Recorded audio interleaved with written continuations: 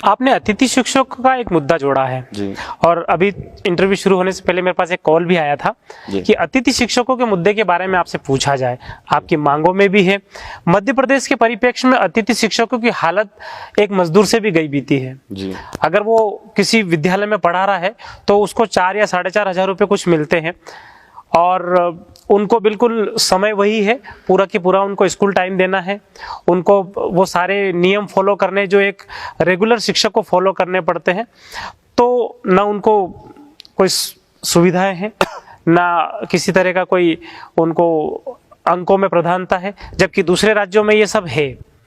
आपकी मांग सारी जगह एक समान ही है, पर हमें चाहते हैं कि जब स्कूलों में शिक्षकों की कमी है और सरकार चाहती भी है कि शिक्षकों की भर्ती की जाए, तो क्यों ना अतिथि शिक्षकों के माध्यम से ही भर्ती की जाए और जो अभी तक के अतिथि शिक्षक हैं उनको परमानेंट किया जाए, ताकि जहाँ सरकारी स्कूल है, जहाँ टीचरों की व्यवस्था नहीं है, शिक्षकों की व्यवस्था नहीं है, जहाँ बच्चों को पढ़ने में अभाव है, मतलब पढ़ाने वाले ही नहीं हैं, तो वहाँ उनकी नियुक्ति भी हो जहाँ नहीं है, और जहाँ अतिथि शिक्षक है उनको नियमित किया जाए।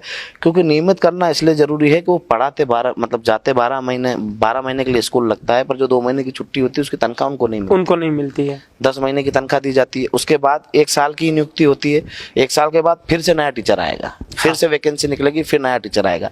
तो उस प्रोसेस को हटाते हुए एक बार जिसकी नियुक्ति हो गई, जो पढ़ा रहा है, उसको स्थायी किया जाए, ताकि वो बच्चों को अच्छी तरीके से पढ़ा सके और कम से कम उसको भी ये रहे कि मैं शिक्षक हूँ, मुझे यही पढ़ाना है। तो वो बच्चों को पढ़ाएगा अच्छी, और शिक्षा व्यवस्था में सुधार ही तब आएगा जब परसेंटेज के आधार पर शिक्षक आएंगे।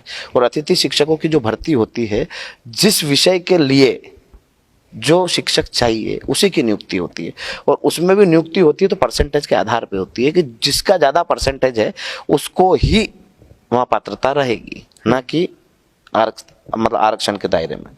तो शिक्षा और स्वास्थ्य ऐसी जगह है जहाँ आरक्षण का कोई दायरा नहीं होना चाहिए। क्या आरक्षण होना चाहिए? क्योंकि बच्चे को अच्छी शिक्षा मिलेगी तभी वो देश का भविष्य बनेगा। बच्चे को अच्छी शिक्षा ही नहीं मिलेगी, अच्छे संस्कार ही नहीं मिलेंगे तो कैसे क्या करेगा आगे। तो हम चाहते हैं कि अतिथि शिक्षकों को परमानेंट किया जाए, ताकि बच्चों को अच्छी शिक्षा मिल सके, बच्चों को जो असुविधाएं हो रही है उससे वो बच सके, और एक छात्र को हर प्रकार की सुविधाएं वो अतिथि शिक्षक करवा सकता है। क्योंकि जो मैथ्स पढ़ाता है वो मैथ्स अच्छे से पढ़ाएगा तो बच्चे को कोचिंग करने की आवश्यकता नहीं पड़ेगी। जो साइंस पढ़ाता है वो साइंस अच्छे से पढ़ाएगा, शिक्षक अच्छा होगा तो उसको कोचिंग की आवश्यकता नहीं। तो एक तो स्कूल में पढ़ के ही वो अच्छे परसेंटेज बना सकता है, अच्छी शिक्षा ले सकता है, उसको अलग से कोचिंग करने की आवश्यकता नहीं। उससे उसका कोचिंग का खर्च भी बचेगा, और सरकार जो अपनी जवाबदारी नहीं निभा पा रही है वो भी उस जवाबदारी को निभा लेगी। क्योंकि सरकारों का मौलिक कर्तव्य है कि वो अच्छी शिक्षा और अच्छे स्वास्थ्य प्रदेश की जनता को करवाए, या देश का मुख्यमंत्री मतलब प्रधानमंत्री हो या राज्य का मुख्यमंत्री, उनको ये चीजें उनके कर्तव्य में आती है कि शिक्षा और स्वास्थ्य उनकी प्रायोरिटी है कि लोगों को अच्छी मिले, जनता को अच्छी मिले। तो उनकी सैलरी का लेकर के आपने क्या? नहीं, जब स्थायी होगा, नियमितीकरण होगा, तो जो भी उनका एक नियमित कर्मचारी होता है उसकी जो सैलरी होती है उसके हिसाब से सैलरी रखें। मतलब कहीं ना कहीं आपको लगता है कि अतिथि शिक्षकों का शोषण हो रहा है कुल मिलाकर? नहीं, जनता का शोषण हो रहा है। अतिथि शिक्षक का तो हो ही रहा है, जनता का भी हो रहा है। जब बच्चे को अच्छी पढ़ाई नहीं मिलेगी, अच्छा पढ़ाने वाला नहीं होगा, तो वो क्या करेगा? आम व्यक्ति जिस सरकार के भरोसे कि अच्छी शिक्षा देगी, अच्छा हमारे अच्छे से स्वास्थ्य का ख्याल रखेगी, अच्छे चिकित्सक होंगे, तो सारी सुविधाएं है ही नहीं हमारे प्रदेश में। आज स्कूलों में टीचर नहीं है और अतिथि शिक्षकों को लेते हैं तो वो वही लोग आते हैं जिनको 1 साल के लिए आना होता है।